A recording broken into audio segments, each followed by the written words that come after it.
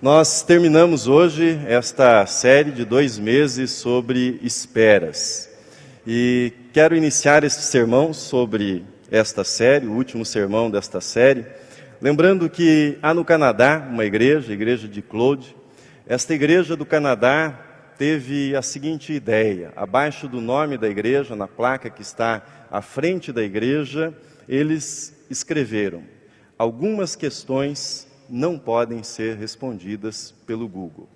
O nome da igreja e logo abaixo: algumas questões não podem ser respondidas pelo Google. Além de bem-humorada, a placa é de uma sutileza muito interessante e criativa. Nós vivemos na sociedade da informação e o Google, uma ferramenta de busca na internet, uma grande empresa nesse ramo da tecnologia da internet, tornou-se uma espécie de ícone desta sociedade da informação, dessa abundância de informação nos nossos dias. Mas há questões que não podem ser respondidas por uma busca no Google. Há questões que não podem ser respondidas num clique de mouse ou não podem ser respondidas na tela de um computador. Na vida existem questões mais profundas que dependem da nossa caminhada com Deus, da nossa jornada com Deus, para que sejam respondidas. Aprovação, ser provado, provação é uma dessas questões. Uma questão que só pode ser respondida na nossa jornada com Deus, na nossa caminhada com Deus. Por isso, hoje eu quero tratar com vocês do tema espera e provação. Esperar já é algo bastante difícil, mas esperar passando por uma provação, esperar em meio a uma provação, não só é difícil, mas chega a ser agonizante na vida do cristão. Em meio à provação, os dias se arrastam, os minutos parecem horas, as horas parecem dias, os dias parecem meses.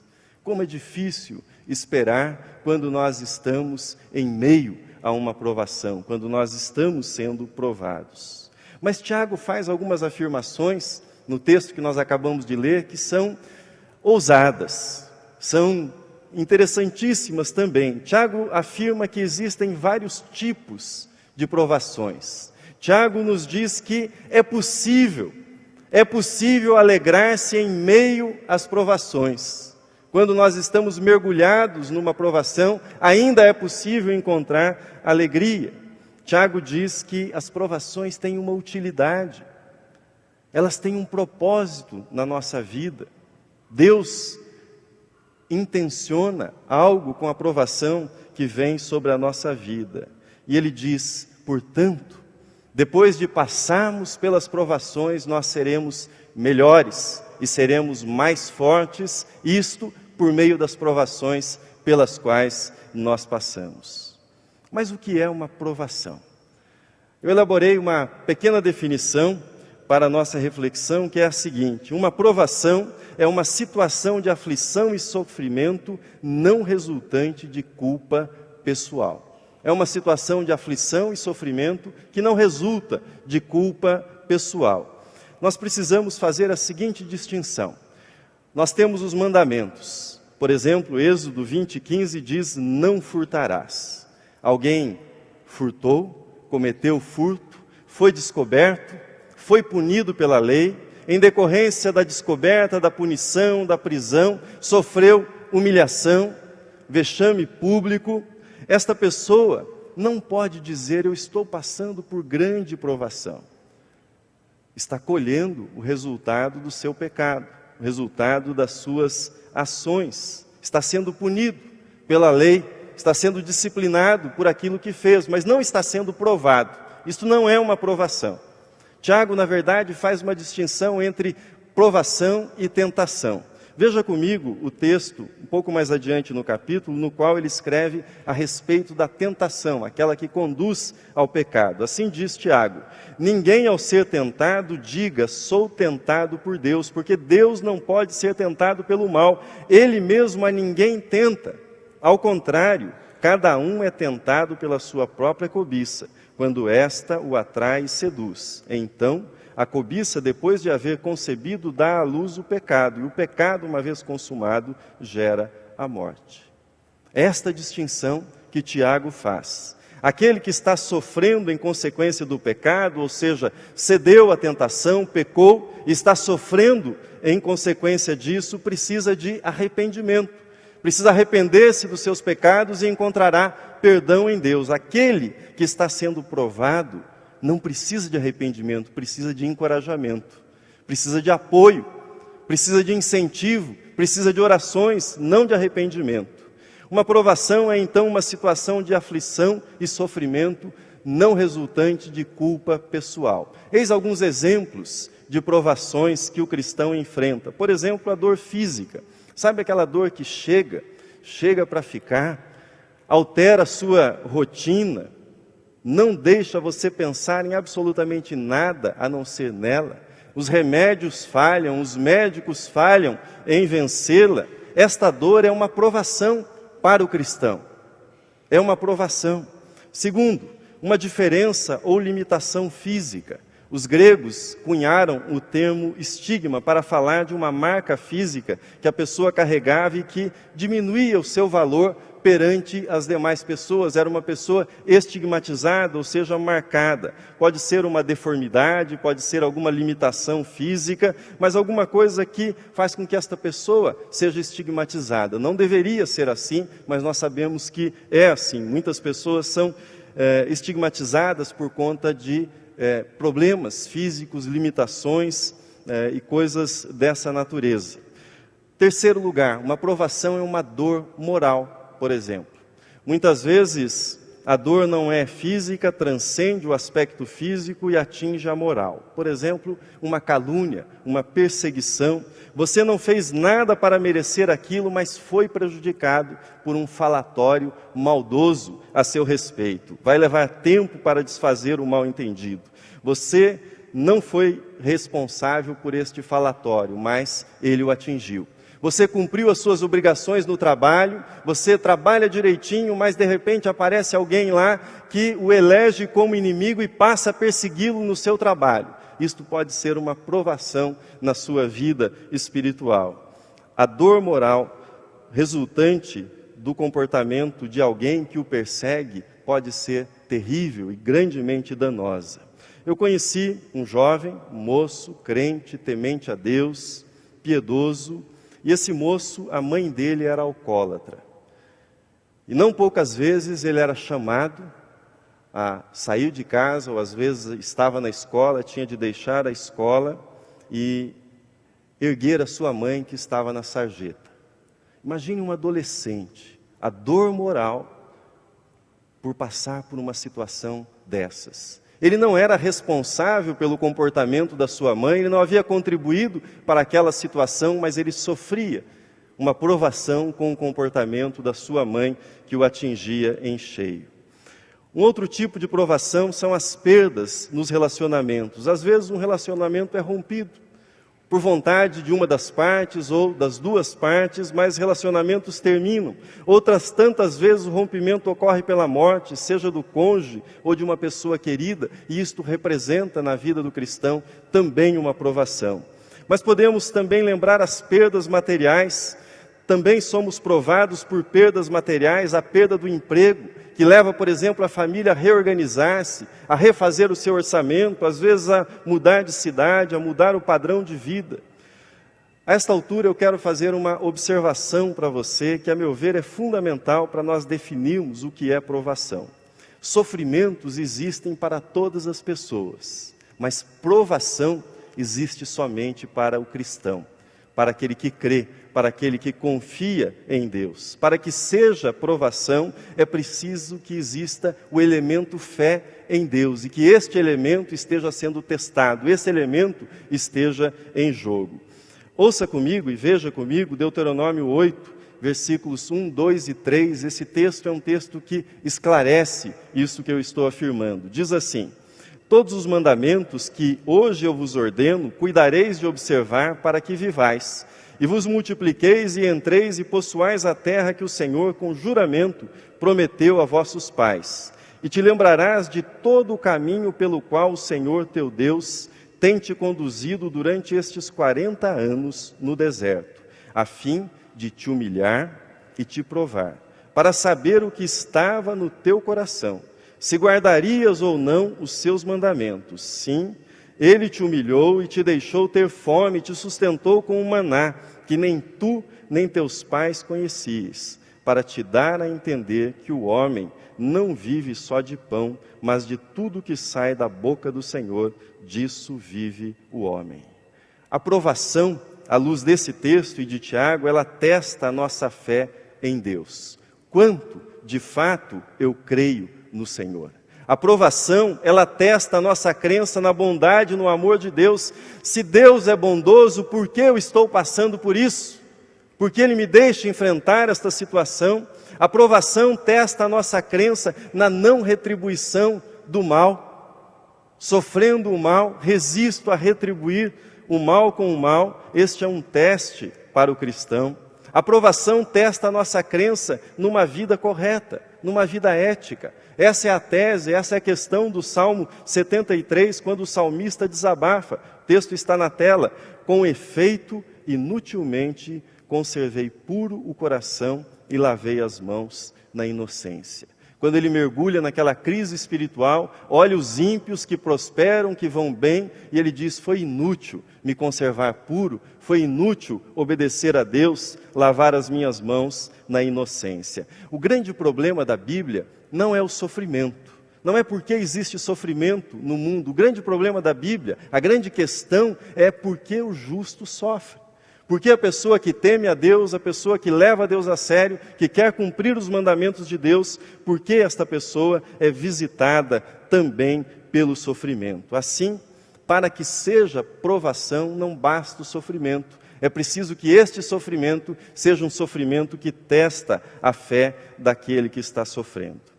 Quero compartilhar com você, à luz desses dois textos de Tiago e Deuteronômio, algumas coisas para nos orientar nos tempos de espera, quando nós estamos mergulhados numa provação. Na espera, lembre-se dos propósitos da provação. Primeiro propósito, revelar o que está em nosso coração. Eu digo que acredito em Deus, eu digo que temo a Deus, eu digo que busco o reino de Deus em primeiro lugar, mas será que eu estou disposto a descer até a fornalha, dizendo que Deus continua sendo bom, fiel e misericordioso? Eu estou disposto a confessar o nome de Deus na cova dos leões? A provação serve para revelar o que está em nosso coração. Consigo continuar dizendo que Deus é amor, que Deus é todo-poderoso, quando a minha oração pela cura de alguém querido não foi atendida? Consigo sustentar que Deus é bom e amoroso? Veja Provérbios 17:3. O crisol é para a prata e o forno para o ouro, mas o Senhor é que prova os corações. Propósito da provação é revelar aquilo que está no nosso coração em relação a Deus. Segundo propósito, mostrar quem é o nosso Deus. Na provação, nós passamos a conhecer atributos de Deus, características de Deus que não conheceríamos se a vida transcorresse em brancas nuvens. O povo de Israel não saberia o que era o maná se ele não tivesse precisado do maná e não fosse pela provação. Paulo não teria ouvido a minha graça te basta, se não fosse a provação do espinho na carne. Paulo não teria dito tudo posso naquele que me fortalece, se não fosse a privação que ele passou de alimento e de vestes. A verdade é que na provação, Deus nos traz para junto dele e nós o conhecemos melhor, nós nos aproximamos de Deus quando nós somos provados na nossa fé. Uma imagem bonita é a da criança brincando com o barquinho à beira de um lago, e esse barquinho foge ao controle da criança, o pai se aproxima, toma uma pedra grande, arremessa além do barquinho, produz ondas e essas ondas trazem novamente o barquinho às margens. A provação, as ondas que vêm sobre nós têm este propósito, para que nós voltemos aos braços do Pai, para que retomemos a nossa comunhão com Deus. O pastor Rick Warren, pastor batista norte-americano, assim escreveu: você nunca saberá que Deus é tudo que você precisa, até que Ele seja tudo que você tiver. Esta é uma verdade que só é conhecida na provação. Em terceiro lugar, a provação serve também para mostrar para nós mesmos quem nós somos. Nós cultivamos muitas ilusões a nosso respeito, nós temos muitas distorções a respeito da nossa autoimagem, a respeito da nossa bondade, a respeito do nosso caráter. A hora da provação é a hora do espelho. É quando nós olhamos nos nossos próprios olhos diante do espelho e dizemos de fato quem nós somos, que tipo de pessoa nós estamos nos tornando. Frequentemente a provação propicia uma correção de rumos para a nossa vida. Há um belo ditado que diz: algumas vezes nós vemos mais através de uma lágrima do que de um telescópio. E é a provação que dá esta oportunidade para nós. Em quarto lugar, a provação serve para mostrar quem Deus quer que nós sejamos. Veja comigo 2 textos. Tira da prata a escória e sairá um vaso para o fundidor. O outro texto é o de Tiago, mas na versão A Mensagem. Amigos, quando lutas e aflições os atingirem em cheio, saibam que isso é um presente especial. Vocês verão como a fé será fortalecida e como terão forças para continuar até o fim. Por isso, não desistam facilmente. Essa perseverança os ajudará a amadurecer e a desenvolver plenamente o caráter de vocês. Na provação, o que é que eu posso fazer?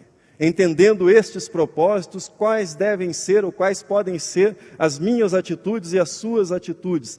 Compromissos que você pode assumir para atravessar os momentos de provação na sua vida. Eis algumas sugestões ou desafios para você. Na provação, diga para você mesmo: eu não perderei a alegria, não perderei a alegria. Há cristãos que param a vida durante uma provação. Nós não podemos condená-los, mas não precisa ser assim. Não precisa ser assim. A Bíblia diz em Filipenses 4:4, alegrai-vos sempre no Senhor. Outra vez digo, alegrai-vos. Paulo não diz para que nos alegremos no sofrimento, mas em meio aos sofrimentos nós podemos encontrar alegria no Senhor, na bondade de Deus, no cuidado de Deus, na misericórdia de Deus, na provisão de Deus, na sabedoria, no poder e na fidelidade de Deus. Na provação, eu não perderei a alegria. Segundo, na provação não deixarei de caminhar. Veja comigo novamente o segundo versículo de Tiago que nós lemos. Meus irmãos, tende por motivo de toda alegria o passardes por várias provações. A boa notícia deste texto é que as provações passam. Nós passamos pelas provações, elas terminam, elas chegam a um fim. Perseverar é continuar caminhando firme. Você tem pensado em desistir? Não desista. Tem pensado em parar? Não pare. Tem estacionado a sua vida? Mova-se, continue caminhando. Não desista. Ao invés de se perguntar por que eu, pergunte-se o que é que Deus quer me ensinar em meio a esta provação. Como eu posso me fortalecer nesta provação? Na provação, não deixarei de orar. Não deixarei de orar. É difícil orar enquanto esperamos numa provação. É difícil, mas orar é falar com Deus. Orar é abrir o coração e contar para Deus aquilo que nós estamos sentindo. A oração não consiste num conjunto de frases pomposas, difíceis, mas é essencialmente um desabafo diante de Deus. É isto que o salmista nos ensina no Salmo 66, quando ele diz: pois tu, ó Deus, nos provaste. Mas veja como ele termina este salmo: entretanto, Deus me tem ouvido e me tem atendido a voz da oração. Bendito seja Deus que não me rejeita a oração. Muitas vezes nós não oramos porque achamos que Deus está nos punindo, que Deus não nos ouvirá. Ore, não desista da oração na provação. E na provação não deixarei de crer na bondade de Deus. todas as coisas cooperam para o bem daqueles que amam a Deus. Deus trabalha em todas as situações da nossa vida para produzir um bem maior, para extrair de algo ruim, algo bom para a nossa vida. Ele fez isso com Ruth, fez isso com Esther, fez isso com José, fez isso com Daniel e com tantos outros personagens bíblicos, mas principalmente no Calvário, Deus extraiu da dor, do sofrimento da cruz, o bem da humanidade, a nossa salvação, salvação que nós celebramos hoje neste culto. Deus é bom. Mantenha a sua mente na bondade de Deus, na misericórdia de Deus e continue caminhando. Olhe fixamente para Jesus, o autor e consumador da fé, para atravessar a provação. Termino essa meditação com algumas palavras finais para você sobre espera e provação. Esperar em Deus em meio às provações é o testemunho que você é um filho de Deus. Atesta que você é filho de Deus. Esperar em Deus em meio às provações atesta que Deus está esculpindo em você, na sua vida, no seu caráter, a imagem e semelhança do Filho dele, Jesus Cristo. Esperar em Deus em meio à provação não significa que você foi esquecido por Deus. Como escreveu Spurgeon, pregador inglês, o refinador nunca fica longe da boca da fornalha quando seu ouro está no fogo. Enquanto você espera que a provação chegue ao fim, lembre-se que Deus o ama exatamente como você é, mas Ele o ama demais para permitir que você continue como você está. Ele quer transformá-lo, Ele quer aperfeiçoá-lo, Ele quer moldá-lo, e isto também através da provação. Assim, na espera e na provação, louvado seja Deus pelo martelo, louvado seja Deus pelo esmeril, louvado seja Deus pela fornalha. E na espera e na provação, é na espera e na provação que Deus prepara as joias mais bonitas do reino dele. Que Deus o abençoe, que você possa esperar com paciência nas provações que o Senhor enviar sobre a sua vida. Amém.